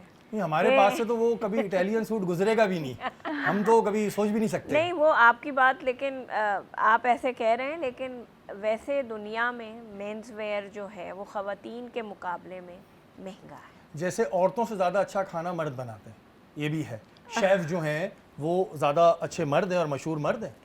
देखिए देखिए, ये ज़रा इस बात से मैं इत्तेफाक नहीं करूँगी। इत्तेफाक बिल्कुल नहीं कर सकती। ख़वातीन बहुत अच्छा खाना बनाती नहीं, हैं। मैं मना नहीं कर रहा, मैं खुद तो अम्मी के हाथ का खा के बड़ा हुआ हूँ, मैं वर्ल्ड वाइड बात कर रहा हूँ, वर्ल्ड वाइड। देखिए, वर्ल्ड वाइड जो है वो बिल्कुल मशहूर शेफ़ दुनिया में हैं, लेकिन जो खाना एक खातून बनाती है, जो उसका जायका है, आई डाउट के वो ठीक है, हम सब खाते हैं दुनिया में। ज़्यादातर होटलिंग लाइन में जो शेफ़्स हैं वो मर्द हजरात हैं, लेकिन खातून के हाथ में अल्लाह ताला ने एक जायका दिया ये बात तो वैसे सही है, लेकिन मैंने तो वर्ल्ड वाइड एक बात की थी, लेकिन वो कहते हैं ना कि माँ के हाथ के खाने की बात आपको कहीं नहीं मिलती, और ज़ाहिर है हम तो खुद वही खाना खा के बड़े हुए हैं, तो हम क्या इस पर बात करें। अच्छा सादिया, एक चीज़ हमारे यहाँ ख़ास तौर पे अगर हम बात करते हैं पाकिस्तान में बहुत ज़्यादा है, और सिंध और बलूचिस्तान में बहुत ज़्यादा देखी जाती है, वो है VIP कल्चर। VIP कल्चर से मुराद ये नहीं है कि जी मैं सिक्योरिटी की बात नहीं कर रहा, कि हमारे साथ एक एक बंदा पीछे 4-4 गार्ड बिठा के जा रहा होता है। अभी एक वीडियो भी वायरल हुई थी जिस पे आप ही का मौक़िफ़ लिया था एक चैनल ने, जिसके बाद फिर एक्शन भी हुआ था और फिर वो बंदा जो है बलूचिस्तान भाग गया था, अनटिल अनलेस बाद में कॉम्प्रोमाइज़ हो गया। ये क्यों है इतना ज़्यादा हमारे यहाँ? सिर्फ सिंध या पंजाब या बलूचिस्तान की बात नहीं है, ये बेसिकली एक माइंडसेट है जो लोगों को अपनी सुपीरियरिटी दिखाने के लिए, सुप्रीमेसी दिखाने के लिए, वो जो है वो अपना बड़ापन बताने के लिए कि जी हम फ़लाँ ख़ानदान से ताल्लुक़ रखते हैं, अपने अच्छे कामों से अपने फोर फादर्स का भी नाम रोशन किया जा सकता है। लेकिन ये एक माइंडसेट है जिसको तब्दील करने की हमें ज़रूरत है। हो भी रहा है, ऐसी बात नहीं है, लेकिन क्योंकि हम ट्राइबल सोसाइटी भी हैं, हमारे यहाँ कबाइल हैं, और अभी तक हम उससे निकले नहीं हैं। अच्छा, हमारे यहाँ कोई भी गवर्नमेंट की सतह पे अगर हम बात करें तो एक इक़दाम होता है, एक वेव होती है। हम बात करें कि जी ड्राइविंग लाइसेंस की कर लें, हेलमेट की कर लें, या डाले के पीछे गार्ड बिठाने की कर लें। हम देखते हैं 15 दिन 20 दिन बड़ी सख्ती होती है, लोग डरना भी शुरू होते हैं, फिर वो एकदम चीज़ गायब क्यों हो जाती है, रात गई बात गई की तरह? नहीं, ऐसी बात नहीं है। इम्प्लीमेंट देखें, मैं तो अपने कराची में मेरा ख़्याल से कोई टीवी चैनल नहीं था जिसने मॉर्निंग शो डंपर हादसात पे नहीं किया इस शहर में। बिल्कुल ठीक है, अनफॉर्चुनेट था कि लेकिन सारा कसूर बिल्कुल उनका भी कसूर है, लेकिन सारा कसूर हम उन पे नहीं डाल सकते। जो मोटरसाइकिलिस्ट हैं, मतलब मुझे लगता है कि दुनिया में मोटरसाइकिल शायद पाकिस्तान के लिए बना है। जितनी पाकिस्तान में आपको मोटरसाइकिल रोड पे नज़र आती हैं, शायद ही दुनिया में बेसिकली गरीब आदमी की सवारी है ना, क्या मतलब और भी दुनिया में गरीब ममालिक हैं, लेकिन देखिए अगर हम इंडिया की बात करते हैं, वो भी एक बल्कि हमसे तो अमीर ही है, लेकिन इंडिया में भी मोटरसाइकिल का जो है इस्तेमाल ज़्यादा होता है, और पाकिस्तान में क्योंकि ये गरीबों की सवारी है जो तो इस वजह से इस्तेमाल होती है। हाँ ठीक है, गरीब की सवारी है, लेकिन आप अपनी हिफाजत के साथ उसको चलाएं तो मुनासिब है। जैसे साइड मिरर्स मोटरसाइकिलों में नादिर शादिर आपको नज़र आएंगे, नहीं होते, वो लगाना पसंद ही नहीं करते। अच्छा, फिर हेलमेट के लिए गवर्नमेंट शोर करती है, चालान होने लगते हैं तो एक शोर मच जाता है कि जी पुलिस वाले तंग कर रहे हैं। अगर आप हेलमेट लगाएंगे तो खुदा ना खास्ता अगर आपके साथ कोई हादसा होगा तो आपके लिए बचत हो सकती है। लेकिन आपकी बात सही है कि गवर्नमेंट शोर मचाती है, कुछ टाइम हमें सख्ती नज़र भी आती है, बिल्कुल सख्ती नज़र आती है, फिर गवर्नमेंट सोचती है कि जी अब इम्प्लीमेंटेशन काफ़ी हद तक हम कराने में कामयाब हो गए, तो थोड़ा सा गवर्नमेंट रिट्रीव करती है, तो वो लोग सोचते हैं कि जी हमें तो आज़ादी मिल गई, छोड़ो अब हमें हेलमेट की ज़रूरत। अच्छा जी, जो बात सादिया ने कही मैं इसको थोड़ा सा सेकंड भी करूँगा कि हम ये नहीं कहते कि जी जो डंपर वाले हैं इनकी कोई गलती नहीं है, इनकी बहुत सारी गलतियाँ निकलती हैं, लेकिन ये बात ठीक है कि अक्सर हम भी गाड़ी ड्राइव कर रहे होते हैं ना, तो अक्सर हम देखते हैं मोटरसाइकिल सवार एकदम बिल्कुल आगे से निकल जाते हैं। अच्छा, जो बड़ा हैवी वो होता है व्हीकल होता है, उसमें ब्रेक लगाने में टाइम लगता है क्योंकि उसमें प्रेशर काफ़ी होता है। ये भी एक रीज़न होता है कि फ़ौरन एमरजेंसी ब्रेक नहीं लगता, तो थोड़ी सी एहतियात हमें भी करनी चाहिए, लेकिन ज़ाहिर है उनके ऊपर जो चीज़ें फॉलो नहीं करनी चाहिए उन्हें भी इस चीज़ को करना चाहिए। मुफ्ती मोहसिन, आपकी जानिब आते हैं। हमने सुना है कि जब हम पैदा होते हैं तो हमारी किस्मत पहले ही लिख दी जाती है और तमाम तकदीर हमारी पहले ही तय हो जाती है, ऐसा है? पहले तो ये बताएं। पहली बात ये बिल्कुल, अब देखें अल्लाह ताला ने दो तकदीर, एक तकदीर मुबरम है और एक तकदीर जो अल्लाह ताला ने लिख दी है, जैसे मौत, हयात, ज़िंदगी, पैदा होना, तो ये चीज़ें अल्लाह ने लिख दी हैं। लेकिन अल्लाह ताला के रसूल सल्लल्लाहु अलैहि वसल्लम आते हैं, हदीस है, अना अब्द ज़न्नी बी अक़ाम क़ाल सल्लम, मैं बंदे के गुमान के मुताबिक होता हूँ। यानी आप रब से जो गुमान करते हैं कि शायद अब मैं निकलूँगा तो ये हो जाएगा, तो अगर वो गुमान गालिब हो जाए तो वो फिर आपके साथ हो भी जाता है। तो इसलिए आप ये बात कहें कि तकदीर में कुछ चीज़ें लिखी हुई होती हैं, लेकिन तकदीर है क्या? हज़रत उमर फारूक रज़ियल्लाहु अन्हु से फरमाया गया कि हज़रत आप बताएं, तो आपने फरमाया देखो अपनी दोनों टांगों को तुम एक वक्त में उठा नहीं सकते हो, तो एक टांग तुम उठा, जो तुम्हारे पास अख्तियार है वो तो तुम करो। तो दो तकदीर आप बात कर रहे हैं कि क्या सब कुछ लिखा होता है, तो बिल्कुल लोहे कलम महफूज पे अल्लाह ने लिख दिया है, लेकिन अल्लाह ताला वो युस्बी तो मैशा, जो चाहे मिटा भी सकता है, जो चाहे लिख भी सकता है। ठीक है, क्योंकि अक्सर क्या ये होता है कि वालिदैन की दुआओं से हमने सुना है कि जी बिल्कुल, तकदीर बदल जाती बिल्कुल, है। बिल्कुल। तो यहाँ पे एक कन्फ्यूजन कहीं ना कहीं इंसान के ज़हन में आएगी, जब मैं पैदा हो रहा होता हूँ तभी तो मेरा सब कुछ लिख दिया गया है, अब मैं क्या किसी की दुआ लूँ या ना लूँ, तो इससे ये क्या भी फर्क पड़ता हदीस है ना, हुज़ूर ने फरमाया कि सिवाय दुआ की कोई शय तकदीर नहीं बदल सकती। तो इससे मुराद ये कि तकदीर बदल सकती है, जो लिखा है वो मिटाया जा सकता है और मिटे हुए को दोबारा लिखा भी जा सकता है, लेकिन उसमें कह रहे कि माँ, हुज़ूर ने फरमाया तुम्हारे लिए माँ बाप जन्नत भी है दोज़ख भी। क्यों फरमाया? इनकी खिदमत कर लो जन्नत हासिल कर लो, इनके साथ नाज़ुबिल्लाह ज़्यादती करो दोज़ख के करीब हो जाओ। तो मुराद यही है कि अगर वो दुआ दे देते हैं तो जो तकदीर में अगर लिखा हुआ कि ये नाज़ुबिल्लाह शक्की है या दुन्नु में आने वाला है, तो अल्लाह ताला मिटा के जन्नत ही कर देता है। अच्छा, इसमें ये भी एक कहते हैं कि जो माँ होती है, ज़ाहिर है वो तो दुआ हर वक्त ही अपनी औलाद को देती है, बाप की दुआ बहुत ज़्यादा असर करती है, ऐसा है? अच्छा देखिए, ये बिल्कुल है कि रसूलुल्लाह सल्लल्लाहु अलैहि वसल्लम की हदीस है, दुआ भी और बद्दुआ भी, दोनों बातें बता दूँगा। कायनात में कोई ऐसी शय नहीं जिनकी बद्दुआएँ अल्लाह कबूल फरमाता हो, लेकिन दो अशख़ास ऐसे जिनके बारे में फरमाया कि अगर वो बद्दुआ दे दें या दुआ भी दे दें तो अल्लाह फ़ौरन कबूल फरमाता है। एक बाप का अपनी औलाद के हक़ में दुआ करना अल्लाह कबूल फ़ौरन फरमाता है, इसी तरह बाप का अपनी औलाद के लिए बद्दुआ करना अल्लाह ये भी फ़ौरन कबूल फरमा लेता है। तो इसी तरह फरमाया कि माँ बाप और ख़ालिस तौर पे बाप की जो बात की, तो अपने बाप के साथ अच्छे सलूक करें ताकि बद्दुआ से बचें और उनकी दुआएँ लें। बिल्कुल जी, क्योंकि अक्सर हम जब भी ज़्यादा डिस्कस करते हैं तो ये बात ज़रूर सामने आती है कि माँ को तो हर हाल में अपना बच्चा अच्छा लगता है और वो किसी भी सूरत में जो है ना अपने बच्चे को दुआ ही देती है, लेकिन बाप की दुआ भी और बद्दुआ इससे ज़रूर बचना चाहिए।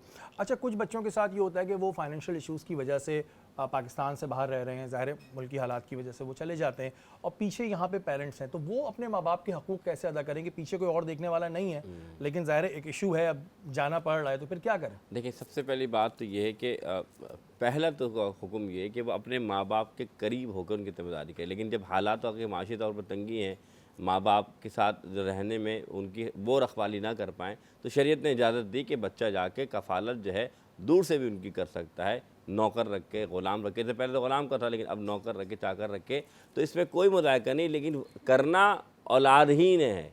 ये नहीं सोचे कि ग़ुलाम या नौकर जिसे हम कहते हैं कि वो सर्वेंट जो वो वैसी ही खिदमत करेगा। हाँ, आप चेक एंड बैलेंस रखें कि क्या आया मेरे वालिदैन की वैसी खिदमत हो रही नहीं हो रही, क्योंकि होता ये कि हम बाहर कमा के पैसे भेज के सोचते हैं कि हम तो फ़राइज़ अंजाम दे तो रहे हैं, हम हक़ तो अदा कर रहे हैं। देखिए, पैसा दे देने से हक़ अदा नहीं होता जब तक कि आप उनके साथ अटैच्ड या जॉइंट या connection build check and balance at least बिल्कुल ऐसे ही है। अच्छा मोहसिन भाई, क्योंकि आज के दौर के लिहाज से एक सिचुएशन और भी आती है, और आज के दौर में क्या, ये पहले के भी दौर में थी, जैसे कि मैंने शुरू में ही कहा था कि वालिदैन के आगे उफ ना करो। हाँ, अक्सर हम ये देखते हैं कि कुछ वालिद अपनी बेगमात को या लड़के की या लड़की की वालदा को तशद्दुद का निशाना बना रहे हैं, और ऐसी सूरत हाल में बेटा जो है वो देख रहा है अपनी आंखों से, ऐसी सूरत हाल में बेटा क्या करे? एक जगह कहा गया है कि अपने वालिदैन के सामने उफ ना करो, एक जगह बेटा अपनी आंखों से देख रहा है कि मेरा बाप जो है वो मेरी माँ को तशद्दुद का निशाना बना रहा है, ऐसी सूरत हाल में वो क्या करे? देखिए, वो नाज़ुबिल्लाह वालिद के साथ लड़ना तो नहीं शुरू कर देगा, यानी उसे मारना पीटना नहीं, लेकिन वो अपनी वालदा को बचाएगा ज़रूर। फिर कैसे बचाएगा? बचाने से मुराद कि अगर वो जुल्म कर रहे हैं तो उन्हें रोके, जो हदीस में आया गया है कि अगर वो हाथ उठा रहे हैं तो उनको हाथ को रोक दे, लेकिन इसका मतलब है कि पलट के वार कर दे। आप मेरी बात समझे कि अगर वालिद साहब ने हाथ उठाया, कोई बात करे, तो उनके हाथ को रोके, पकड़े या किसी तरह से उनसे ज़बरदस्ती करे, लेकिन ऐसा नहीं। मोहसिन भाई, ऐसी सूरत हाल में तो फिर ज़ाहिर है बदजुबानी भी होगी, बदकलामी भी होगी, तो फिर उसके जहन में ये बात आएगी कि मैं तो गुनाह कर दिया। नहीं, तीन बातें फिर मैं दोबारा, देखिए, हाथ से रोकने भी कहा और ज़ुबान से बोलने का भी कहा, लेकिन दोनों में अदब का मलूज़ खातिर रखा जाएगा। मुझे पता है गुस्से में इंसान ज़्यादती कर जाता है, लेकिन फिर भी इजाज़त नहीं है कि माँ बाप के सामने से बदतमीज़ी की जाए। हाँ, अपने माँ को या अपने बाप को बचाने के लिए अगर कोई शख्स ऐसा काम करता है, अपने बाप को रोकता है, तो वो रोक सकता है और उन्हें पकड़ सकता है, हाथ भी रोक सकता है, लेकिन बदतमीजी नहीं कर सकता। बदतमीजी की कोशिश करें, लेकिन ज़ाहिर है एक सिचुएशन होती है और ये बड़ा हमारे यहाँ एक चीज़ कॉमन है। अच्छा, कुछ ऐसे औलाद होती है जो अपने वालदैन से बड़ा मिसबिहेव करते हैं, बड़ा उस वक्त नामुनासिब रवैया रखते हैं, वालदैन का इंतकाल हो जाता है। इंतकाल के बाद फिर उनको एक एहसास होता है कि जी अब हमसे बहुत बड़ा गुनाह हो गया, लेकिन वो कहते हैं कि माफ़ी बंदे से ज़िंदगी में ही मांगो। ऐसी सूरत हाल में एक बड़ी कन्फ्यूजन हो जाती है कि अब क्या करें, फिर क्या करना चाहिए? अच्छा, मैं 2 बातें आपसे कहूँगा। देखें, पहले तो ये कि माँ बाप के साथ सिला रहमी करने का और उनके साथ ताल्लुक़ ना बेहतर ज़रूरी है। अगर वो चले गए दुनिया से तो हुक्म ये कि हर जुम्मतुल मुबारक को या किसी भी दिन उनकी कब्रें जाकर उनको एहसाल सवाब किया जाए। या फिर रसूलुल्लाह के बाद एक सहाबी आए, फरमाया या रसूलुल्लाह मेरी माँ का इंतकाल हो गया, तो या रसूलुल्लाह मैं क्या करूँ? तो हुज़ूर ने फरमाया एक कुआं जो है अपने माँ के नाम से मंसूब करो और जो पानी पिएगा या और उसे सदका कर दो, यानी जो पानी पिएगा उसका सवाब तुम्हारी वालदा को जाएगा। इस तरह करने से ये होता है कि बंदा अगर हक अदा ना भी कर पाया तो ये सवाब जो मिलता रहेगा तो उसके माँ बाप उससे राज़ी हो जाएंगे। बिल्कुल जी, साले सवाब के लिए इसी वजह से लोग चीज़ें भी करते हैं। और ये सवाल मैं सारे इस वजह कर रहा हूँ, ये हमारे आज के माशरे के सवाल हैं। ज़ाहिर है बहुत सारी चीज़ें हैं जो कुरान पाक में लिखी हुई हैं, काश हम उस पर अमल करना शुरू हो जाए तो फिर तो हमारी ज़िंदगी बदल जाएगी। लेकिन जो हमारे माशरे की हकीकत है वो कभी कभी हमें बिल्कुल डिफरेंट दिखती है। इस वजह से ये तमाम सवाल जो अभी हमने मोहसिन भाई से किए थे, और डेफिनेटली बहुत सारे लोगों का इससे विजन भी क्लियर हुआ होगा। यहाँ पर इस वक्त सहरी का दस्तरखान जो है लगा हुआ है, और जो उन्होंने कबाब कढ़ाई बनाई थी, मैंने चखी है, बहुत अच्छी है। लेकिन अब अपने मेहमानों से पूछते हैं हम। जी सादिया, कैसी लगी आपको? नहीं, बहुत अच्छी बनाई थी। Thank you so much. पक्की बात है? हाँ, पक्की बात है। दिल रखने के लिए तो नहीं बोल रही हैं आप? नहीं, तर्जुमान है मोहसिन भाई, अल्हम्दुलिल्लाह, जायके भी तो स्पाइसी थे, यानी कि हम कराची जैसे खाते हैं चटपटी और चटपटी वैसे ही। चटपटी थी तो आपने कहीं ना कहीं बोल दिया कि चटपटी थी, मिर्चें तेज थी। मिर्चें तेज थी, कहीं ना कहीं ये बात आ गई। जी सुमेरा, ये है तो कढ़ाई, जैसे हम लोग टिपिकली एक दिमाग में आ जाता है, टेस्ट होता है, लेकिन इसका जो कढ़ाई का मसाला है ना वो बहुत मज़ेदार है और बड़ा डिफरेंट है, यूनिक सा है। यूनिक सा है जी। आज भी आपको पूरे नंबर मिल गए हैं। और ये जो बादाम का शरबत था ये ठीक था? ये भी अच्छा है। ये भी ठीक था, जो आज आपको जी दोबारा पूरे नंबर मिल गए। आपका बिल्कुल दिल नहीं टूटा होगा आज। अच्छा, वैसे सादिया आप ज़ाहिर है इतनी बिजी होती हैं, आप वैसे कुकिंग करती हैं या अब बिल्कुल नहीं करती, पहले करती थी? अभी भी करती हूँ। अभी भी करती हैं? हाँ, तो क्या क्या खाने बना लेती हैं आप? मुझे सारे खाने बनाने आते हैं। मैं टेस्ट ले लूँगा अभी। हाँ, बिल्कुल, आप मेरा टेस्ट ले लें। ये तो अच्छी बात है भाई, सारे खाने भी बनाने आते हैं। और बड़ी बात है कि इतने बिजी शेड्यूल में से खाना जो है बनाना एक बड़ी बात होती है। अच्छा, ये जो हमारा सेगमेंट होता है ना, इसमें हम थोड़ा बचपन में भी जाते हैं। तो आपका अपना बचपन कैसा था? कितनी शरारती थी आप? कैसी थी आप बचपन में? क्योंकि मैं बहुत लाडली औलाद थी नहीं हूँ, बल्कि आज भी मैं लाडली औलाद हूँ। लेकिन क्योंकि मैं जो थी हम उसी घर में रहते थे जहाँ मेरे नानी नाना रहते थे। तो आपको पता है ना, ननिहाल का जो प्यार होता है वो तो अलग ही होता है कुछ। वो कुछ अलग ही होता है, उसका कुछ अलग ही वो है। अल्लाह की तरफ से भी नानी नाना को जो है अपने नवासे से कुछ ज़्यादा मुख्तलिफ वो होती है। तो जब मेरी पहली सालगिरह हुई तो मैं चल नहीं सकती थी। अच्छा, वो इसलिए नहीं चल सकती थी कि मैं तो कभी ज़मीन पे उतरी ही नहीं थी। तो अब मेरे नाना को ये हुआ कि अब इसको चलना चाहिए और इसको आज ही चलना चाहिए क्योंकि आज इसकी सालगिरह है। तो उन्होंने मुझे ज़बरदस्ती कहा कि अब इसको आज चलाओ। और अब जाहिर सी बात है, क्योंकि जब इंसान जैसे जैसे बड़ा हो रहा होता है तो बच्चे को ये पता होता है, उसको एहसास होता है कि मैं चलूँगा तो मैं गिर जाऊँगा और मैं गिरूँगा तो मुझे चोट भी लग जाएगी। तो मैं बड़ी मुश्किल से ज़मीन पे चलना मैंने सीखा। इसके अलावा अब तो खैर वो दुनिया में नहीं है, अल्लाह ताला उनको जन्नत नसीब फरमाए दोनों को। वो चाहते थे, मेरे नाना चाहते थे कि मैं नादिया कम्युनिटी बन जाऊं, क्योंकि उस ज़माने में वो जिम्नास्टिक में बहुत वो मशहूर थी। अच्छा। हाँ, तो वो चाहते थे और वो कहते थे कि मैं इसको जिम्नास्टिक सिखा दूँगा। लेकिन खैर मैं जिम्नास्टिक तो ना सीख सकी, लेकिन हाँ पॉलिटिक्स करने लगी। अच्छा, तो वैसे स्कूल लाइफ जो थी उसमें कैसी स्टूडेंट थी आप? मतलब पढ़ने में बहुत अच्छी थी, एवरेज थी, और फेवरेट टीचर कोई याद है अपनी स्कूल लाइफ की? हाँ, मुझे अपनी स्कूल लाइफ की, मुझे अपनी टीचर नहीं याद है, मुझे अपनी प्रिंसिपल याद हैं। मिस पीटर उनका नाम था। मैंने सेंट पीटर्स स्कूल से क्योंकि अब तो मिशनरी स्कूल्स का कॉन्सेप्ट कम हो रहा है। जब हम बड़े हो रहे थे तो मिशनरी स्कूल्स कराची में ज़्यादा उनकी तादाद थी और वो ज़्यादा थे। तो मुझे अपनी प्रिंसिपल याद है और मुझे आज तक याद है। अब हम कहते हैं कि टीचर के आगे स्टूडेंट्स जो हैं वो ज़ोर से बोल लेते हैं। जब हमें पता चलता था ना कि वो अब स्कूल में आ गई हैं तो स्कूल में एक सन्नाटा छा जाता था। ठीक है, उनकी इज्जत अपनी जगह थी लेकिन एक खौफ भी था, फियर होता था। हमारे अंदर भी ऐसी होती थी। हाँ, बिल्कुल कि अब वो आ गई हैं तो वो, लेकिन अच्छी स्टूडेंट थी, ना बहुत अच्छी थी ना बहुत बुरी थी, बट एवरेज स्टूडेंट थी। और चलें, ये तो एक अच्छी बात है। और ये इन्होंने जो बात की, वाकई में हम स्कूल लाइफ में अगर आते हैं ना तो हमारे कुछ टीचर्स ऐसे हुआ करते थे कि अगर वो गुजर भी जाते थे ना, अच्छा ये नहीं सिर्फ स्कूल में, कहीं बाजार में भी दिख गए ना तो सांस रुक जाती थी, उनको देख के सांस रुक जाती थी। और ये एक बड़ा अदब होता था, डरना डराने की बात नहीं होती, लेकिन एक अदब होता था। और फैमिली की तरफ से ये कभी भी सपोर्ट नहीं होती थी कि बेटा अगर आप जाके कभी टीचर की शिकायत करेंगे तो कोई आएगा। नहीं, सपोर्ट नहीं होती थी। मतलब ये तो अब बच्चों को, चाहे वो बहुत बच्चों के राइट्स आ गए जी, छोटे बच्चे भी जाके अपनी पेरेंट्स को बताते हैं कि जी फलां टीचर ने हमें ये कहा। और बास टाइम पेरेंट्स जाके स्कूल में कंप्लेन भी करते हैं कि हमारे बच्चे ने शिकायत की है। हमारे जब हम छोटे थे तो हम तो, आज भी खैर हम ये मजाल नहीं कर सकते कि, अच्छा, और हम तो कभी तसव्वुर ही नहीं कर सकते टीचर की शिकायत। अभी टीचर जो कह रहा है कर रहा है, चाहे ईद मिलन पार्टी के सारे पेटीज भी टीचर ले जाए ना तब भी हम कुछ नहीं कर सकते थे भाई। हमारी हिम्मत ही नहीं थी, मिस कहाँ लेके जा रही हैं, तो ऐसा नहीं होता था। सुमेरा, आपका बचपन कैसा था? कितनी शरारती थी आप? शरारतें तो करी थी लेकिन बहुत ज़्यादा नहीं। क्या करी थी? वो जो करी थी वही बता दें। ज़्यादा नहीं करी थी, कुछ तो करी होंगी। एक याद है कि एक हमारी मासी होती थी घर में, अम्मी का बड़ा ख्याल करती थी, लेकिन उनकी एक आदत थी कि वो बर्फ़ का जो प्याला होता है उसमें पानी डाल के उसी वक्त बिल्कुल चिल्ड करके वो पीती थी। ठीक है। तो बस एक दफ़ा मैं गई किचन में, मैंने ये देखा, लेकिन मैं काफ़ी छोटी थी उस टाइम पे ना, तो मैंने ये देखा कि बर्फ़ का प्याला भी रखा हुआ है और उनका ग्लास भी रखा हुआ है। तो मैंने पता नहीं क्यों साथ में नमक पड़ा हुआ देखा, मैंने उनको बहुत सारा पानी अच्छे से ठंडा किया, बहुत सारा नमक डाल दिया बीच में। तो वो जो वॉशिंग स्पेस है वहाँ पे बैठी हुई थी, मैंने कहा अम्मा अभी ज़मज़म आया है, आप पियेंगी? उन्होंने कहा हाँ ज़रूर पीऊँगी। तो उन्होंने जो है ना पहले वज़ू किया वहीं वॉशिंग स्पेस में, पहले वज़ू। अब जब वो वज़ू कर रही थी तो मुझे ज़रा बुरा लगना शुरू हुआ कि ज़रा सही नहीं हो रहा।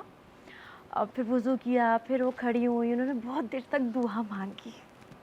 फिर दुआ मांगने के बाद जब उन्होंने पहला सिप लिया तो कुछ मुनासिब नहीं रहा। तो उसके बाद फिर कभी पिटाइयाँ भी लगी हैं? घर में पिटाई लगती थी आपकी? नहीं, मैं इकलौती हूँ।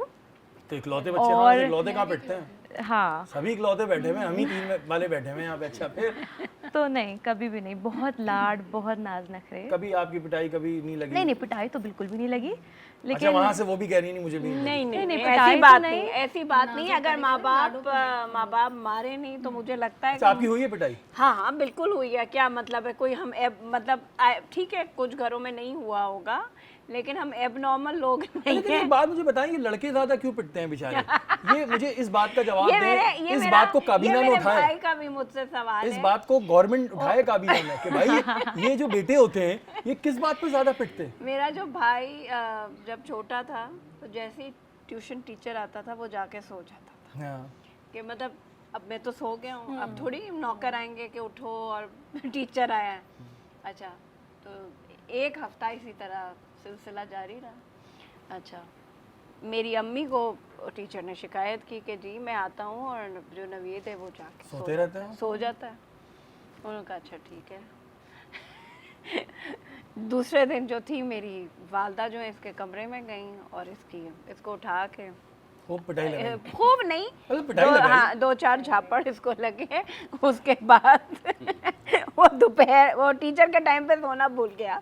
तो ये ऐसा नहीं है, लगती बचपन में लेकिन लड़कियों को, बेटियों को एडवांटेज होता है, वो जरा थोड़ा उन पे हल्का होता है। देखिए वालिद तो बेटी पे नहीं हाथ उठाते ना, मतलब वालदा फिर भी जो होती हैं किसी और बात का गुस्सा शौहर का गुस्सा बेटी पे उतरता है। अच्छा, बाप और बेटी बड़े कनेक्टेड भी होते हैं, तो वो शायद वो अक्स वालिद बहुत कम सुना गया है कि बेटी पे वो हाथ आपने वैसे पॉइंट अच्छा दिया, शायद वो जो वालदा होती है ना, वो वालिद का अक्स देख के जो है अपना गुस्सा निकाल देती होंगी। नहीं, मैंने ये नहीं कहा, लेकिन होता है ना बास टाइम आप जब जॉइंट फैमिलीज रह रहे हैं, अब तो खैर वो रिवाज नहीं रहा, अब कम हो गया है, हम जॉइंट फैमिली सिस्टम को सपोर्ट नहीं करते, लेकिन पहले होता था ना कि जॉइंट फैमिलीज रह रही हैं, किसी बात पे भाभीियों में आपस में हो गई, कहीं का गुस्सा कहीं उतर गया, कहीं का गुस्सा कहीं उतर गया, कमरे में आई तो अगर बेटी सामने आई तो लग गया। अच्छा, क्योंकि आप ज़ाहिर है आपका ताल्लुक पाकिस्तान पीपल्स पार्टी से है, पीपल्स पार्टी में आपकी बेस्ट फ्रेंड कौन है? एक का बताना है, 5-6 के नाम नहीं लेने। पीपल्स पार्टी में बेस्ट फ्रेंड कौन है? देखिए मतलब जिससे अच्छी बातचीत है, मतलब वैसे तो सबसे होगी, क्लियर भी कर दूं मैं, सबसे होगी, लेकिन एक होगा ना कोई ज़रा क्लोज होता है।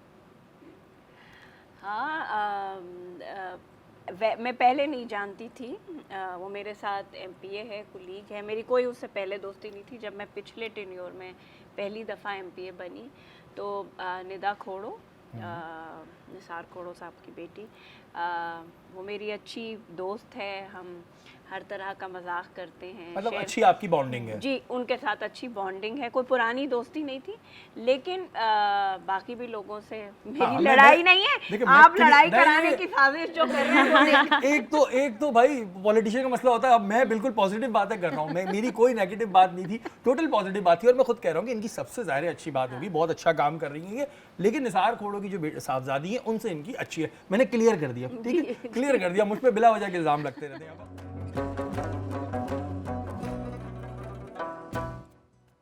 बारान रहमत आज न्यूज़ की सहरी ट्रांसमिशन में एक बार फिर आपको खुशामदीद कहते हैं। हमारे मेहमान इस वक्त हमारे साथ नशिस्त में मौजूद हैं। सादिया, ये बताइएगा कि सोशल मीडिया कितना आप लोगों को हेल्प करता है पॉइंट को रेस करने में? कुछ वीडियोस ऐसी होती हैं जो ज़ाहिर है आप लोग देखते हैं, उसके बाद एक्शन भी लेते हैं, तो क्या आप लोगों को कोई ऐसा सेल है जो इन वीडियोज़ को मॉनिटर करता है? नया कानून बना है, उसके तहत FIA को अब ये मॉनिटरिंग करने का इख्तियार दिया जाएगा। अभी तक तो ऐसा कोई काम नहीं था।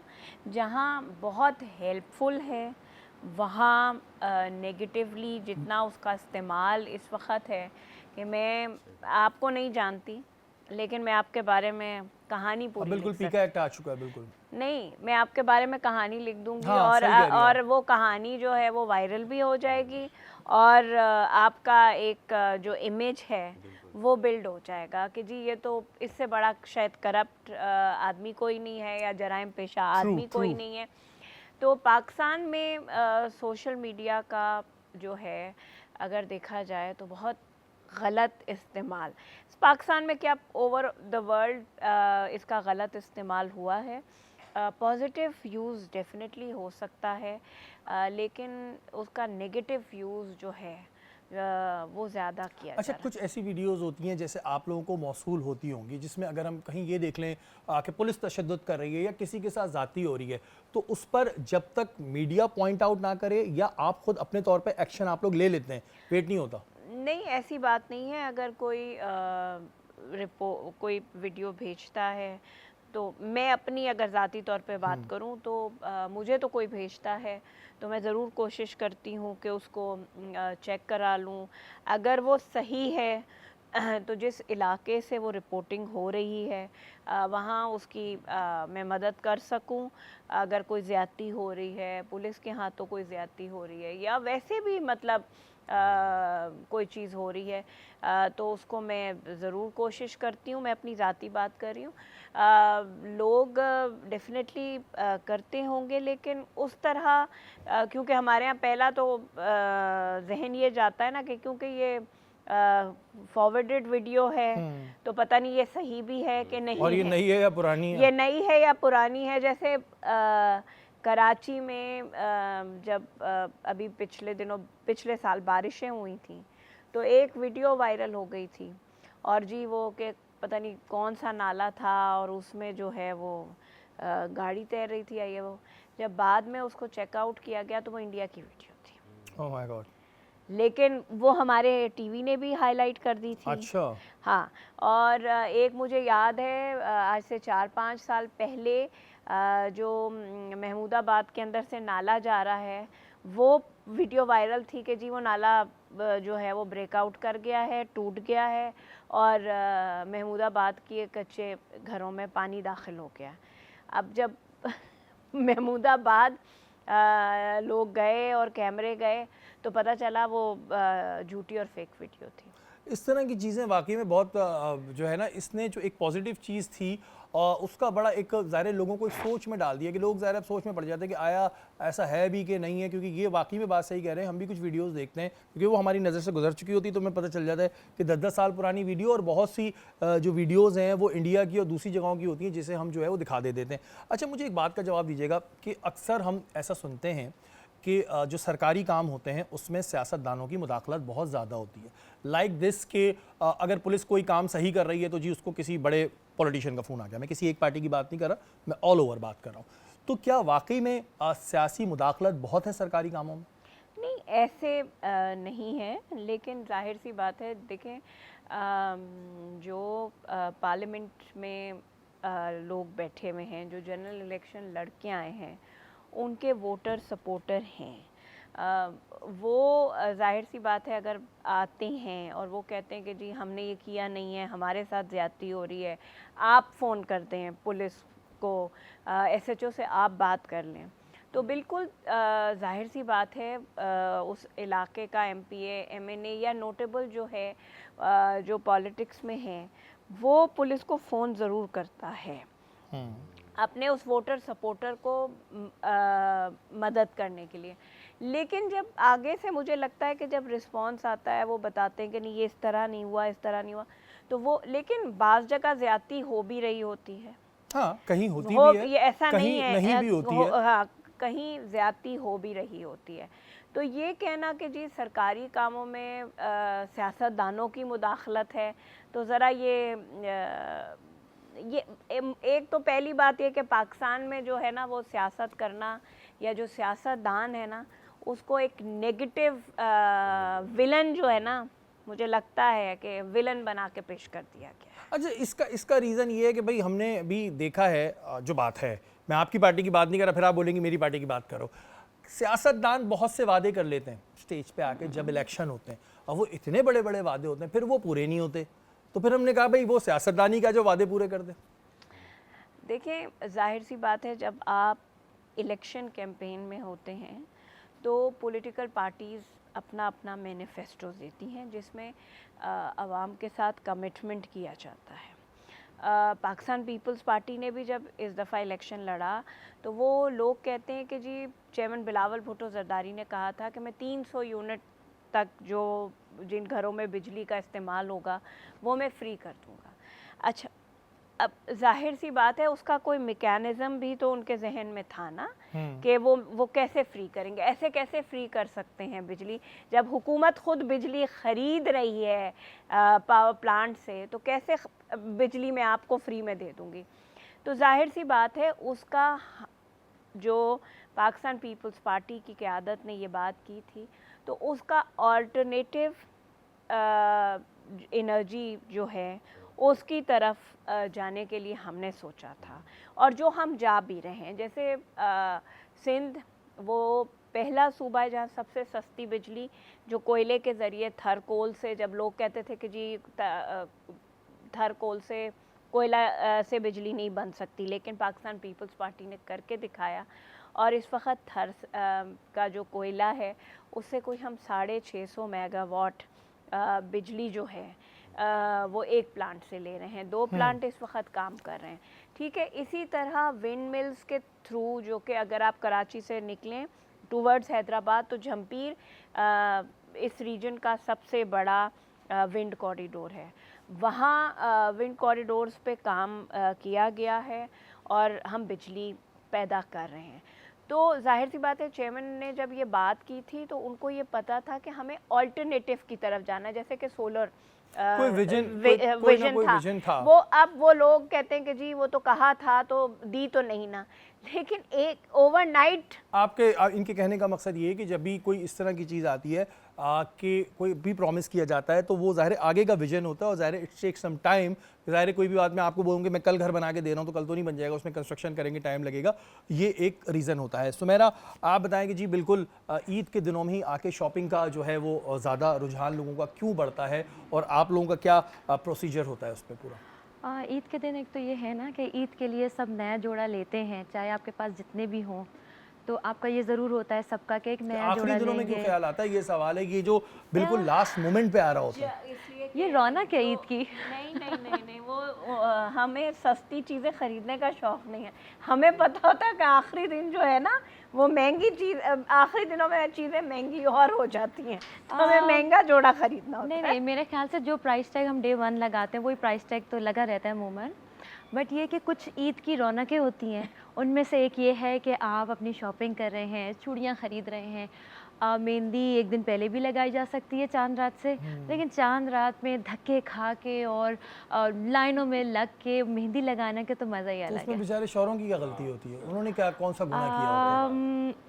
ये एक अलग सवाल है। हाँ, ये एक अहम बड़ा सवाल है कि आखिरी दिनों में ही ये काम क्यों होता है। अच्छा, जैसे कि आपने बताया था कि 10,000 से 8,000 तक का आपके पास जो है वो जोड़ा हो जाता है, तो आपका वैसे स्टूडियो किस जगह पर है ये?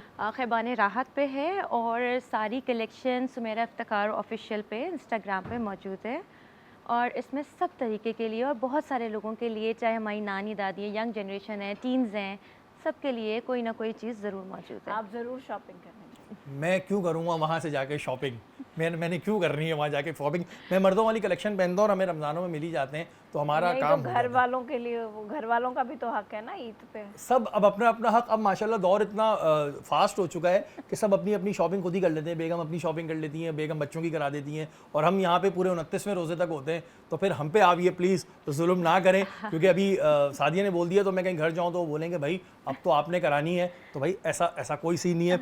आप दोनों मेहमानों का बहुत बहुत शुक्रिया, अल्लाह ताला आपको आपके जायज़ मकासद में पूरा करे। और हमारी नशिस्त का वक्त इस वक्त ख़त्म हो चुका है। कल इंशाअल्लाह ताला दोबारा मुलाकात होगी। अपने मेज़बान सैयद शहरियार आसिम को इजाज़त दीजिए। पाकिस्तान जिंदाबाद।